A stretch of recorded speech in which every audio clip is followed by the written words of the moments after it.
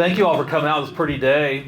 Sun's out. What a great afternoon to be at Historic Christ Church and Museum. My name is Robert Teagle. I'm one of the 4 staff members here, and it's good to see everybody. We're excited to host this. We hosted last year a great talk, and this is the second in a 5-part series, and I'll let Melissa Coburn tell you more about that. Melissa is the director of the speaker series. It's the NNK 250 Signature Speaker Series, and I'll let her fill you in on the next wave of speakers. Just a quick housekeeping for us. If you're interested in history, clearly you are.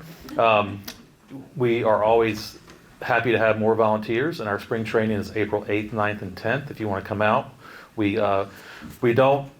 You can be a history lover, be a novice. There's lots of things you can do to volunteer and support this place, and we'd love to have you join us. So we also have a research meeting Tuesday at 10, and our volunteers do some awesome research. They do a lot of awesome things, and one of them is here today. He's a museum photographer, and he took a bunch of images, which I share with our speaker, and we're going to see one today. And it just shows you the quality and the breadth of what our volunteers are doing. It's not about them today, it's about our speaker, but I want to introduce Melissa Coburn, and she's going to tell you about the NNK 250. And there's a lot of momentum, right, for the 250th, and really it's already started, right? Lexington and Concord 250th is this April 19th. And we have a speaker coming April 10th, a guy named Mark Malloy. Mark is a tremendous speaker. He's a National Park Service historian. If you saw him last year, he talked about Washington crossing the Delaware. He's fantastic. He's going to be here April 10th to talk about the Lexington and Concord. So a lot of the sites in the Northern Neck are doing this semi-quincentennial, right? And fun to say, hard to spell. But and we're going to keep it going next year too for the 2026. So just keep your eyes out, not just for our site, for all the sites. George Washington's birthplace, Fisherman's Museum. A lot of sites are connected to the 250th, and there's a lot of good things happening in the Northern Neck. And Melissa is a big part of it. And a lot of you know Lisa Hall in the back. Lisa is a huge part of the NNK 250 and been promoting these programs. So it's really we're lucky to be in the Neck and lucky to have the support of Melissa and Lisa driving these programs. Melissa?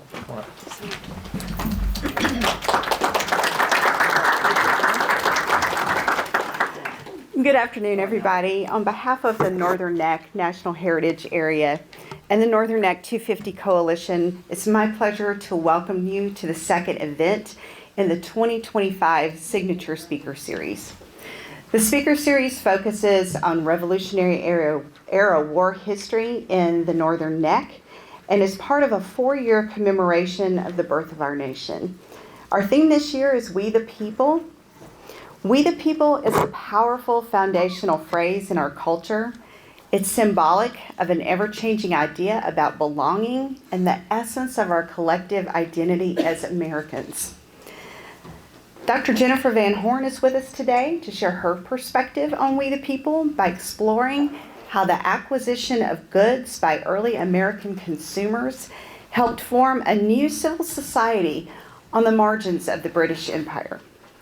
Before introducing our speaker, we'd like to ask that you take a moment to silence your cell phones. And also, if you would, please hold your questions until the end of the presentation. We'll leave plenty of time for questions then. And now it's my pleasure to introduce our speaker.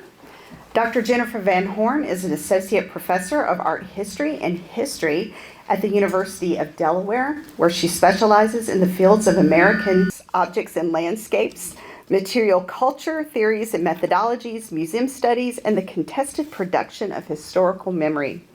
She's a graduate of the Winterthur Program in American Material Culture and the University of Delaware. She received her PhD from the University of Virginia and held a postdoctoral fellowship at the Smithsonian American Art Museum and the National Portrait Gallery, where she was awarded the Director's Essay Prize. She's the author of 2 books, Portraits of Resistance, Activating Art During Slavery, and The Power of Objects in 18th Century British America, which was the finalist for the George Washington Prize and was awarded an honorable mention for the American Society for 18th Century Studies Louis Gottschalk Prize. And I hope I said that correctly.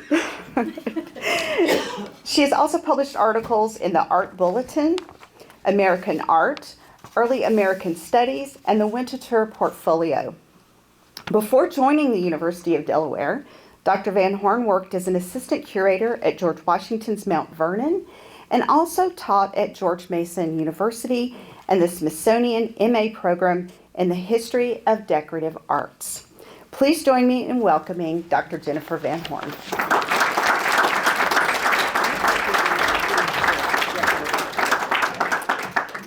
Good afternoon, everybody. Such a pleasure to be here and to have a chance to talk with you all and to share some of my research. So if you can't hear me, let me know. I can move closer to the microphone, but I'll go ahead and get started so we have plenty of time for questions and conversation.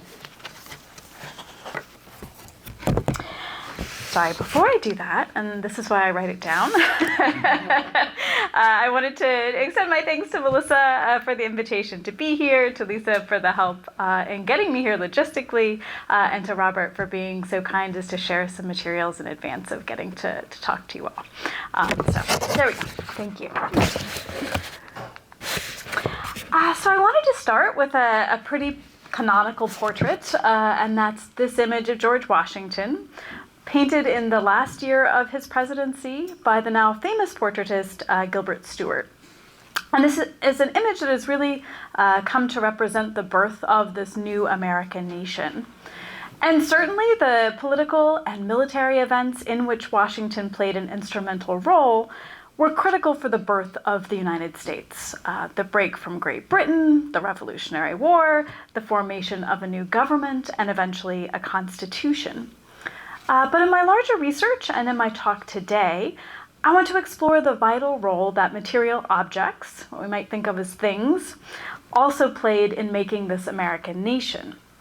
So how did material goods enable early Americans to make themselves feel more civil, and in the process help them to build themselves into communities and eventually into a new nation? So if we think about the material goods that Washington selected, we can start to think through how they contributed to his public image as America's first president. We might think about the broadcloth suit of American manufacture that he wore at his inauguration, pointedly eschewing French-made silk or British-made fabric in favor of American-made clothing. We could think about the dentures that he donned. Washington lost or had to have pulled all of his teeth by the time he became president.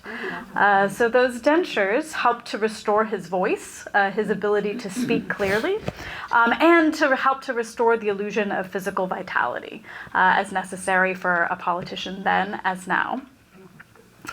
We could think about the dressing table, where Washington sat each day to be shaved, to have his hair dressed, and to prepare himself for public scrutiny and public presentation. So material goods like these played a critical role in Washington's public persona as a virtuous Republican leader. But of course, material objects beyond those used by Washington himself also played a role in nation building. And so I want to talk today about a type of furniture in particular, and that's dressing furniture. And you're seeing an example of one piece of dressing furniture here. But we're going to be looking at a group of dressing tables and objects made in the 1780s and 1790s, right at this moment as the United States has broken away from Great Britain, and American citizens are starting to face this question of, what is going to bind this nation of people together? How are we going to come together to form we the people, as we've been just talking about? How could Americans use material things to help make them better citizens or to help make them better participants in a new Republican government? So to answer some of those questions, we're going to spend some time looking at this really, really snazzy dressing table. It is big. It is 5.5 feet. If it were here, it would almost be as tall as I am, and almost 5 feet wide as well. So a really substantial artifact. One made in New York City for Margaret Livingston, a member of the New York elite, around 1795. You can tell it has this glistening, gleaming mahogany surface. Each of those drawers and door fronts embellished with these oval inlays. You've got those great inlaid swags above the central looking glass or mirror. And it's capped with these very flamboyantly carved and gilded urns at both corners of the cabinets. You will not be surprised to hear me say that this is one of the most elaborate pieces of furniture produced in the early United States. If we open the doors and the drawers of this piece, we get even more, right? We get even more luxurious surfaces carrying through to the interior. We can imagine the process of using this object as Margaret Livingston sat before it each morning. First, she would have pulled out the central drawer. That would have revealed a water-filled basin, which was inside there. Now missing, as you can see, just the hole for it remains. She could have lifted up those wooden lids on either side to unveil a series of beautifying lotions or various kinds of things that she could have used to anoint her skin.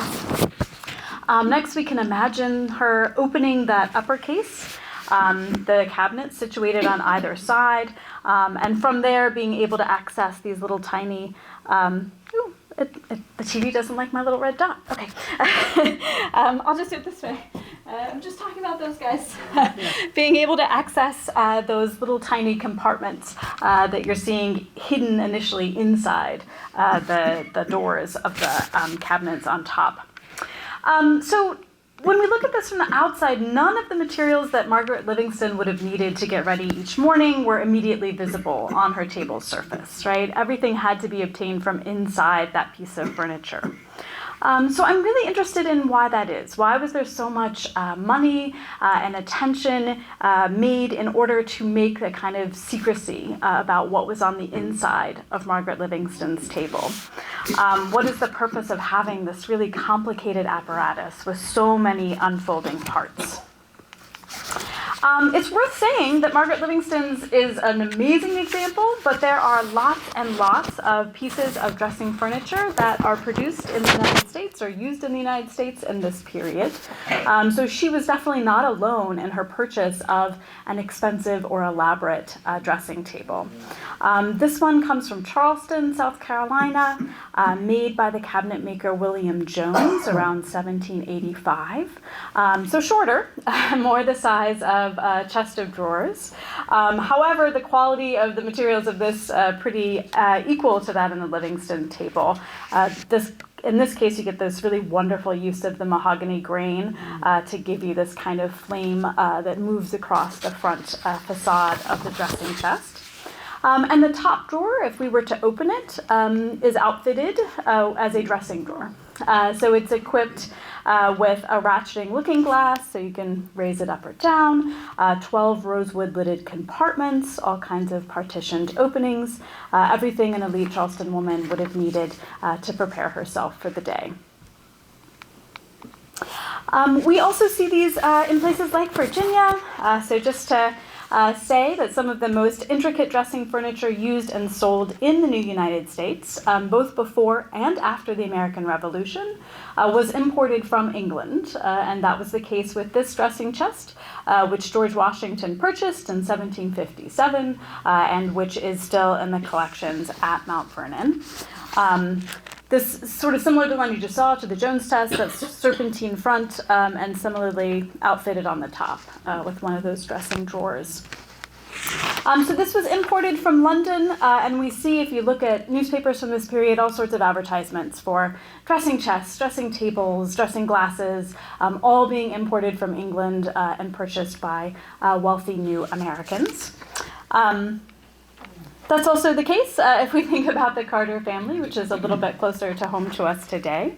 So the kinds of connections to London that we're thinking about with all of these dressing tables and glasses coming from there to be purchased by new American consumers. Of course, we have a much longer tradition of elite Virginians and elite Southerners looking to London as the style center and very much being aware of the kinds of fashions there. So Robert Carter has this portrait made while he is in London. It depicts him on the way to the masquerade ball, ostensibly, which is why he's clasping that white mask in one hand, and dressed in what in the period a viewer would have looked at and recognized as kind of fictitious dress from the last century. So he's dressed like an English gentleman of the 17th century, that big lace collar, a Van Dyke collar known in the period. So we see him very much participating in these fashionable London trends of going to a masked ball, dressed up in historic costume. And just to also remind us that here, closer to home indeed, the Carters are some of these folks who are having lots of dressing equipment and lots of dressing glasses in this case. So dressing glass might probably refers to a looking glass in a frame with a base attached that has a drawer. So if you think a little bit smaller, but just as exquisite is my expectation based on the fact that it's listed in the probate inventory. Here too in Virginia, we're seeing the use of these very elaborate, expensive dressing goods. American cabinet makers also were looking to London styles and London periodicals, like cabinet making manuals, as they made furniture. So the Livingston table that we've been talking about on the right, based on a design included in Thomas Sheraton's Cabinet Maker's Manual, published in London and then circulated all around the Atlantic world in this period. So the New York cabinet maker made some changes. I will say originally there's evidence that if you look underneath that tambour work, there's still tiny scraps of black fabric. So it did initially have that kind of drapery underneath, just like you're seeing on the Sheraton one. But giving us a sense of the popularity and the styles of these circulating around. So although members of both sexes used dressing furniture in the 18th century, these really complex dressing tables became associated with women. And you see that here with the Sheraton, it's a ladies' cabinet dressing table, right? Marketed to, identified as being of special interest to women consumers. So we see this kind of association of elaborate dressing equipment with women, lots of advertisements for things like ladies' dressing chests, ladies' toilet tables, newest dressing furniture imported for women, right? So that idea, that association of women and the toilet and dressing. We also see this kind of in a negative example, that in the 18th century, the macaroni emerges as this type of recognized as being a sort of effeminate man. And one of the proofs of the macaroni, in addition to the really, really ridiculous hair, which you're seeing here, is an association with the toilet or the dressing table, right? So reinforcing this idea in a negative example, that in fact dressing equipment is being associated with women. Can I ask a question? At the end? Sorry. I got strict orders. I'm going to follow them. Hold on to it though, thank you. So we see then the dressing table emerging as this form that lots of American women are using and having purchased for them and purchasing themselves. We might want to ask what women are putting in these dressing tables, right? Like, what do you need in a 5 foot tall, 5 foot wide dressing table? And so the kind of answer is cosmetics, as well as jewelry and sort of small accessories. Our idea of cosmetic in many ways is similar, but still different to what people meant by cosmetic in the 18th century. So here I'm showing you the kind of 18th century idea of cosmetics really broadly defined, right? Any kind of substance that is supposed to beautify or embellish the face or preserve or improve the complexion. So a really wide array of waters and pomades and pastes, all sorts of different kinds of substances that were thought to have a beautifying or embellishing effect. I think in some ways our ideas of cosmetics are circling back a little bit more in that direction if you think about all the different varieties of things that are for sale for women now, right? And just this amazing array as you watch TV ads of all the things that you can add to your face. Okay. So American women are buying a lot of these imported from London as well, or from Great Britain. They're coming across in those ships. They're also making some of them, particularly women in a Southern plantation context who have access to a lot of different kinds of materials, who have a lot of wealth and time. So even in things like recipe books or housewifery guides, we find recipes for cosmetics. So women are also manufacturing these, assembling resources from all around them, maybe buying some things from apothecaries as needed, using all sorts of materials that could embellish or enhance beauty. So one of the things that you notice if you read a lot of 18th and 19th century novels or advertisements or newspapers is that in this period, early Americans were really fixated with the idea of the toilette and the dressing table. There was a kind of obsession about what were women doing at their dressing tables? You know, why was it taking so much time? why so much stuff?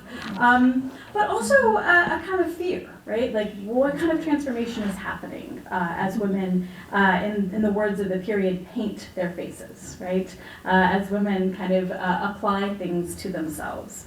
So today I think we see the application of cosmetics as pretty innocuous, you know, this idea that people subtly enhance their features.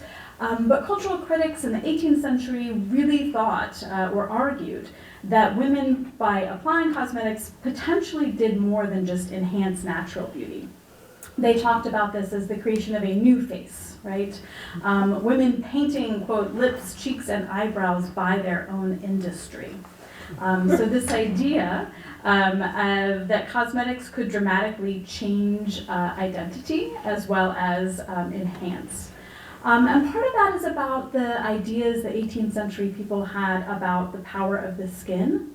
They thought that the skin signaled the emotional and moral state of the body that it covered. So both doctors and natural historians talked about the skin as being a screen or a, quote, living canvas, which, in the words of Thomas Jefferson, quote, registered the expressions of every passion by greater or lesser suffusions of color. So the idea being, if someone got angry, they got flushed. That appeared on their face.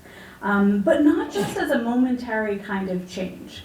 So if you read conduct manuals and manners books from the 18th century, they're full of warnings that if you spend enough time angry or in other pursuits that might heighten your color, that a, quote, shameless bronze would invade each feature, and that the skin would then be reddened permanently. So what this resulted then is a sense that looking at somebody's skin was a way to kind of suss out the state of their morality, or we might think of it as civility. That if people had kind of suppressed anger or lower emotions, that their skin color or their skin tone was, quote, smooth, white, and polished. Cosmetics then had an important role in the sense that they could intervene or interfere in that equation, right? There's a sense then that cosmetics could make someone appear virtuous who in fact was not so, right? They could lie for you. Speaking of that kind of effective cosmetics and this idea of like dampening down anger or flush, this is where we get the idea of cold cream or cold creams. In the 18th century, you'll see a lot of advertisements for these. This one for sunburning, which you can imagine was quite popular in South Carolina in the summertime when it is hot and the sun is bright.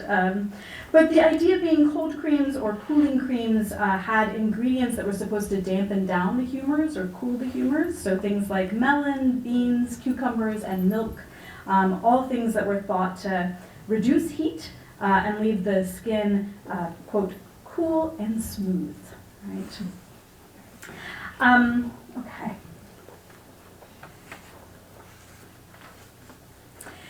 So when we think about what cosmetics promised or what cosmetics might have also caused as a kind of fear, we can think about the act of applying cosmetics and the site for that application, the dressing table, as not being what it might first appear, apolitical, but in the context of the new United States as really having what people thought to be a fundamental importance.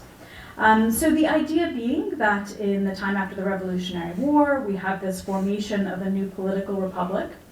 And government leaders are preaching that it's women's job to assume new roles as Republican wives to their citizen husbands, as Republican mothers to future male citizens. And so women's personas, women's cultivation of civility or morality, then had a kind of recognized function for the new United States, right? Good Republican wives, we're going to be good Republican mothers, we're going to lead to the success of this new Republican experiment. And I think this helps to explain part of the interest in the dressing table and the scene of dressing or changing a woman's particularly appearance.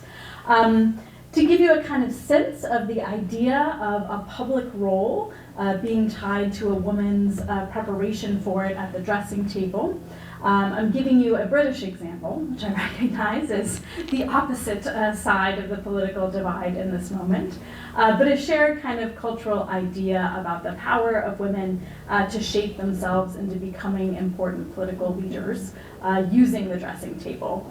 So this is Queen Charlotte of Great Britain. In a portrait, right, she could have been depicted as many people were, standing maybe outside or in a garden space. But instead, in 1776, she is shown seated at her dressing table. You can see it is quite elaborately ornamented with all of this lace, both on the top, on the cascading down the front, a gilt toilette service. This one actually still survives if you go to the Royal British Collections. You can see it, it's still there, but all of the surfaces, right, silver and then covered by gold, right? So this really opulent display. But we see her also with her two young sons, right? These future princes and future rulers of Great Britain. And with this idea that the dressing table is really important for her persona. So like outside, right? In order for her to go outside and process into her queenly role, the dressing table kind of is in between her and that outside access, right? So the dressing table is this kind of pivot for her as she enters into the public role. Like the toy drum. It is cute. Agreed. So I talked a little bit about that potential for deception, yeah. But those fears about the fact that what in some contexts might help women to be good Republican wives and mothers could also yield women who pretended to be what they were not. It definitely shows up in a lot of satirical plays and novels and poems, but also in prints like this one. So this is by Rowlandson, who's probably familiar to many of you, is this great British satirical printmaker of the 18th century. And Rowlandson, in a very misogynist way, no doubt, using this trope of a woman who is adding a wig, adding false teeth, adding makeup, in order to transform herself into this much younger and now very sexually desirable beauty. So getting us to the idea of artificiality, people in the period talked about cosmetics as creating a mask. And you see her here in our last, the last slide, right? She's holding that mask up.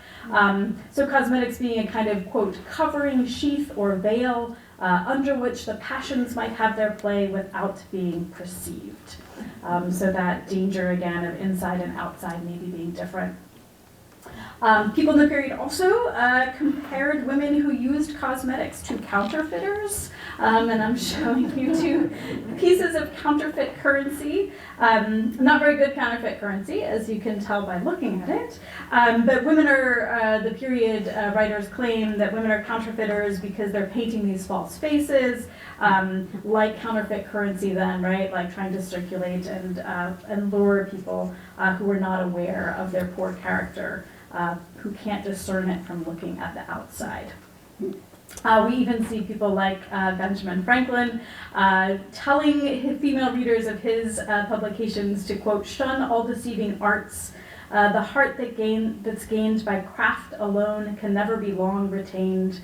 And telling young female readers, art's on the mind, like paint upon the face, fright him that's worth your love from your embrace. In simple manners, all the secret lies. Be kind and virtuous, you'll be blessed and wise.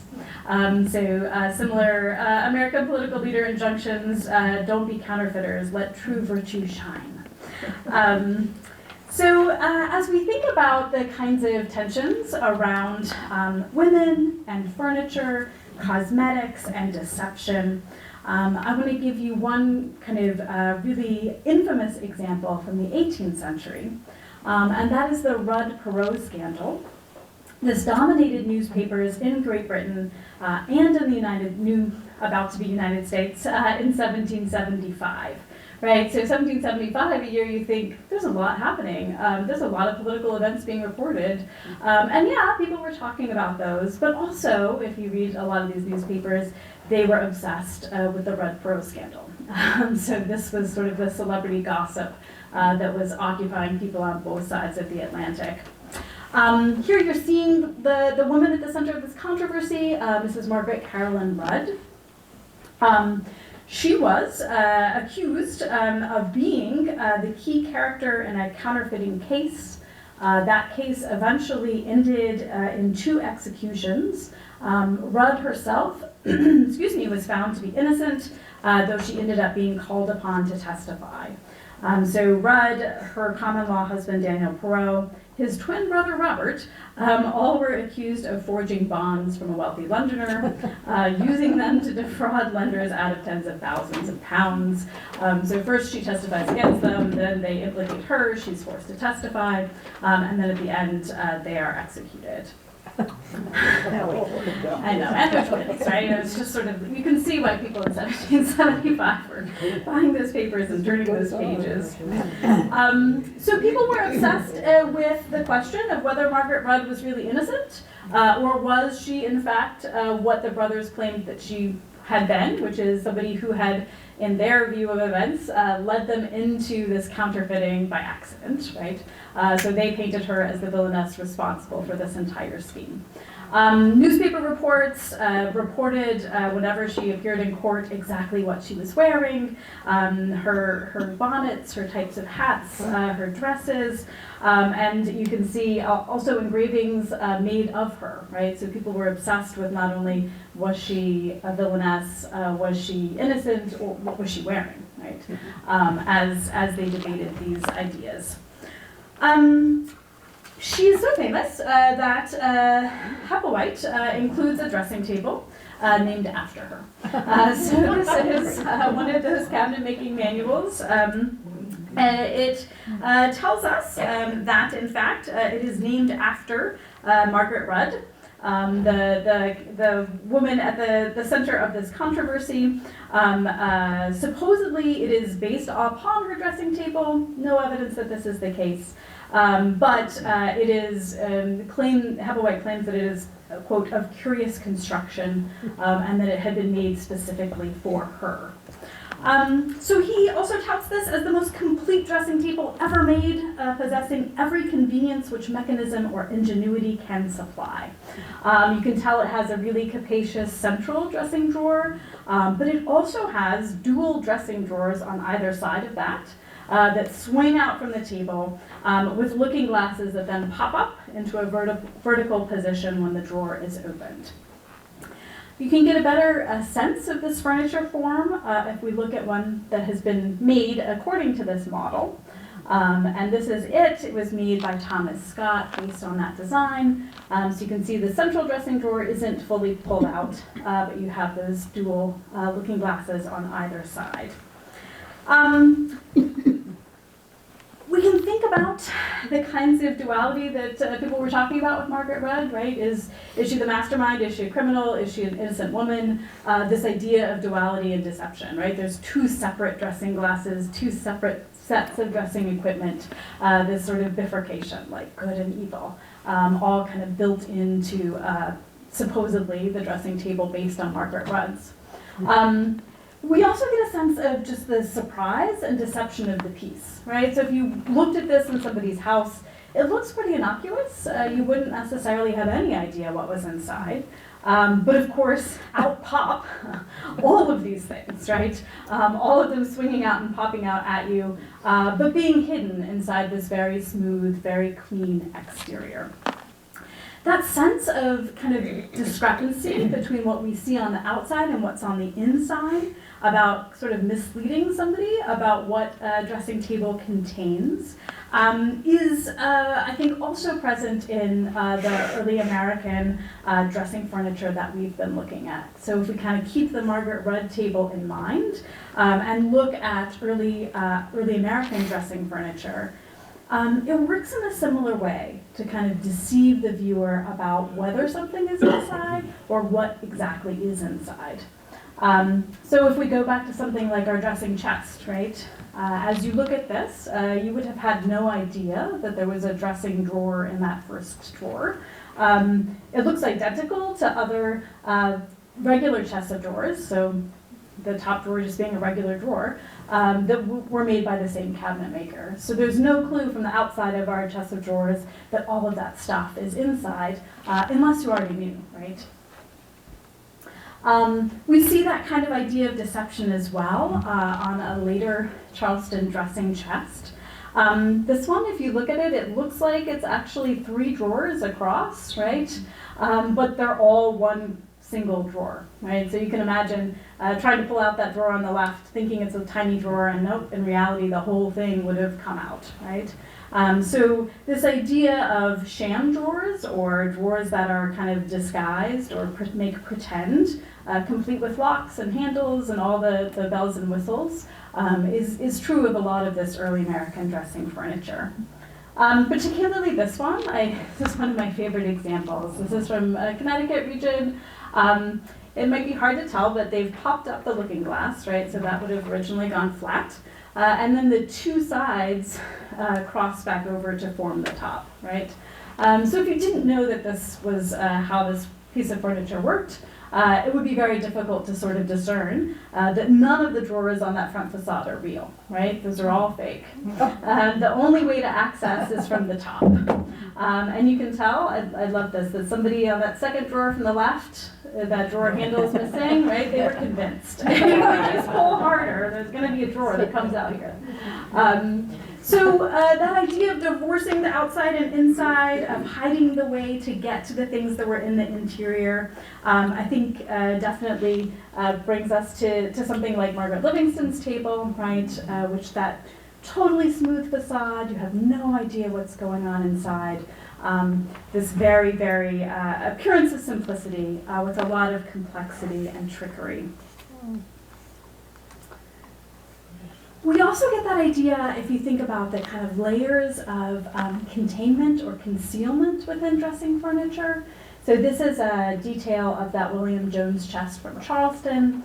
And you can tell it's a gorgeous, luxurious surface, a leather-covered top to what is a writing slide.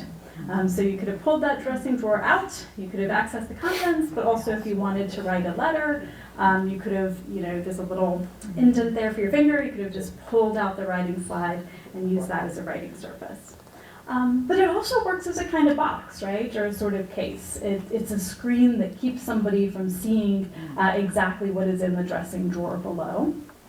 And we can think about originally, here's a nice color image, we can think originally about even more covers and even more containers in these, right? So all of these sort of drawers filled with little pomade jars or other kinds of containers, all of which also would have had tops screening the things inside from view. So if we want to kind of return to early American dressing furniture with that idea of concealment, we start to think about the way that dressing furniture kept the details of a woman's dressing ritual or toilette in confidence, right? It allows women to keep secret their cosmetic use, whether they're using cosmetics at all or the extent of what they are using. It also allows women to keep these pieces of furniture in public view or in public display, right? This could go into your dressing room, your bedroom, or your best chamber in the 18th century, right, where you would be entertaining people if you were an elite woman. So you could have it publicly visible, but you would know that nobody would actually be able to sort of suss out exactly what you were keeping on the inside. So visitors would be unable to deduce what cosmetics a woman might have used, or if we want to think about it in a satirical way, what passions they hid, right? The dressing table or the dressing chest closes back up. It presents the viewer with a very embellished facade, but one that betrays nothing about a woman's character. So that idea then of Republican virtue or Republican wives and mothers being able to occupy their role, but also to hide any makeup or concealment that they might have used to become virtuous in the eyes of a larger society, is one I think that is one that we can also see in pieces of furniture that aren't quite so elaborate. So this is a dressing table by an unknown maker. It also has a history of use within the Carter family at Hickory Hill Plantation, just by Shirley Plantation. So on the surface of it, we might think this maybe doesn't seem related to the examples we've just been talking about. You know, a single surface, a single drawer. It seems a little bit less, I don't know, bombastic, if we want to think about it that way. But in the 18th century, this is really just the base for a whole set of textiles. So here you're seeing that toilette print that we've seen before, and then a print from Chippendale showing you the kind of cover you were supposed to put on the bottom of your dressing table. Just reminding us that when we see a simple table like this, oftentimes it would have been looking glass on top, perhaps a dressing drawer on top of that, all of it covered with textiles. So when we think then about, this is an example, well, it's cut off a little bit, but this one's in Winchester Museum's collection. So it's a woven Marseille dressing table cover. With some lace along the outside from the 18th century. So you can think about that, you know, just going across the top of a table like this one, with then more fabric underneath to go to the floor. So all of that fabric too would have needed to be moved aside if a woman wanted to access that drawer. A pain in the neck, right? But at the same time, it offered some valuable privacy and concealment, right? So it too is operating in a similar way to screen and hide from view. Let me check how we're doing on time. Okay. So I wanted to connect this briefly to men's public roles and their own needs for concealment. We've seen that a dressing chest like this one also had a function for writing, that you could pull that writing slide out and write on it. Writing and storage are also key parts of forms of furniture associated with men in the 18th century. And that's particularly the desk and bookcase, and then slightly later, what's known as the secretary press. So this is a type of furniture in which men, particularly men who were engaged in business or were merchants, kept their accounts. You can see this is what this one looks like opened. So all sorts of spots for ledgers or various business records, right? But also a desk surface.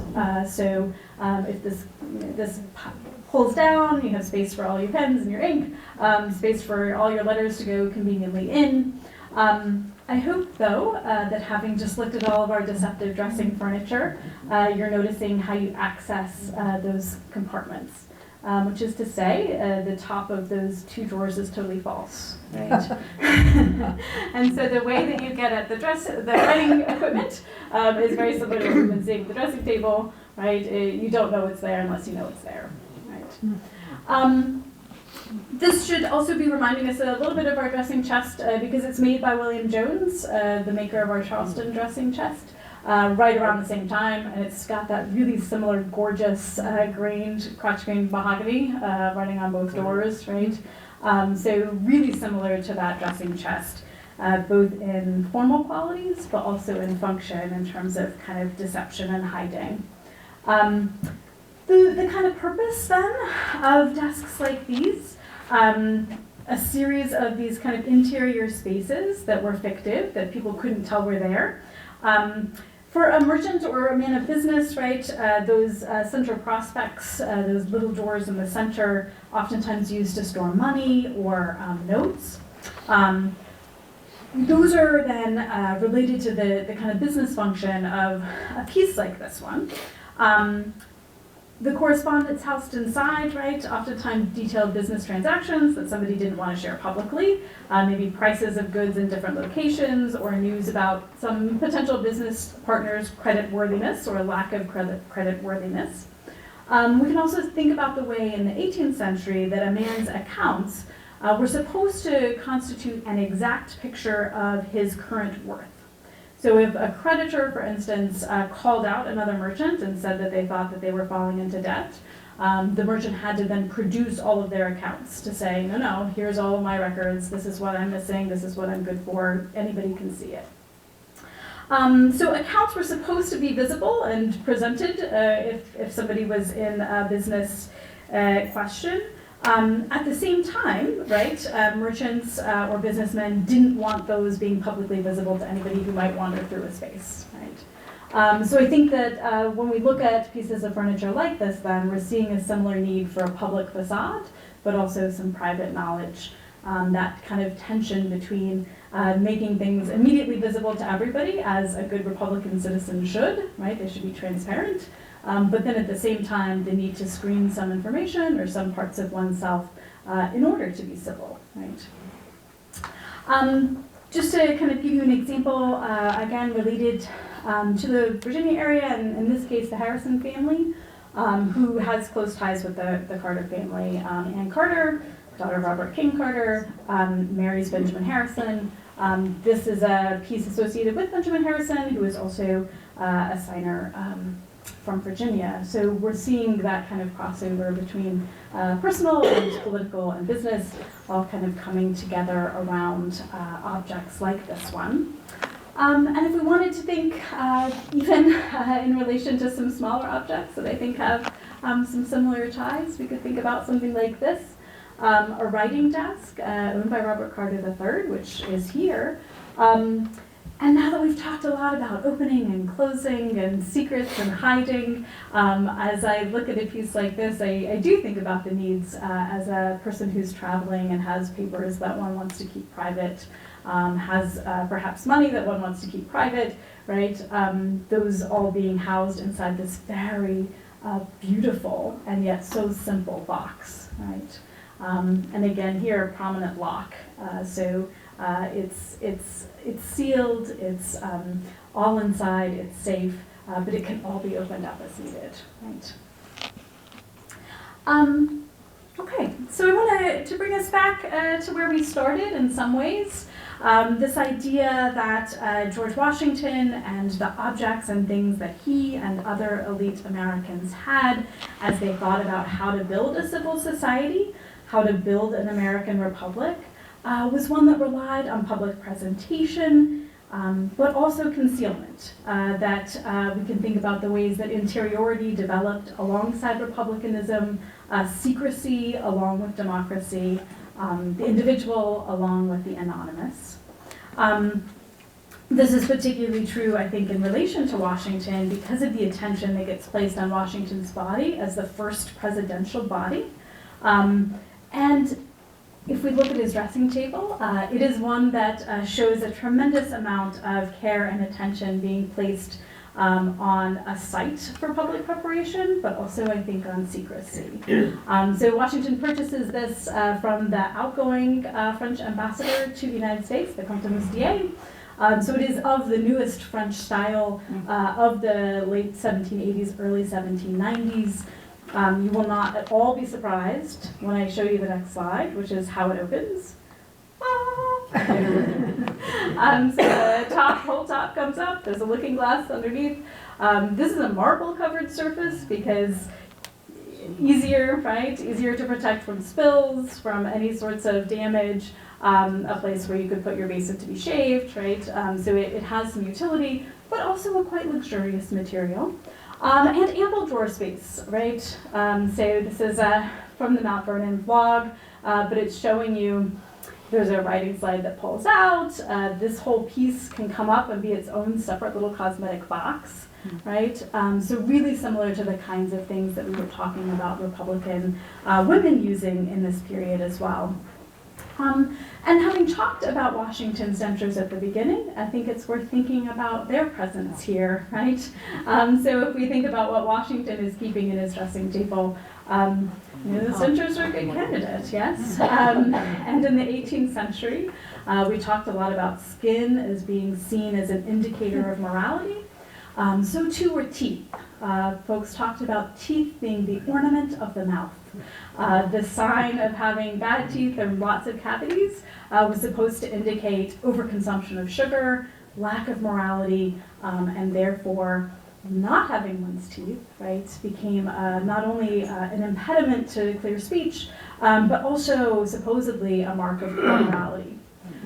So we can imagine Washington, who we know lost his teeth before the presidency. For him, things like dentures would have been incredibly valuable for establishing his Republican persona, but also would have wanted to be kept secret. And we know Washington always writes very circumspectly about his dental health. One of the few records we have to his dentist, Greenwood, actually gets intercepted by the British and never received. But it's kind of an amazing letter if you want to look at it. It's Washington sort of talking about his teeth and his dentures. I'm sure horrified, right, that it ends up in the hands of the British Army during the American Revolution. So to kind of bring us back to think then about the ways in which material goods are critical for this new American story and this new American Republic. And I think I'm going to end there. So I'm happy to open things up for questions as we have time.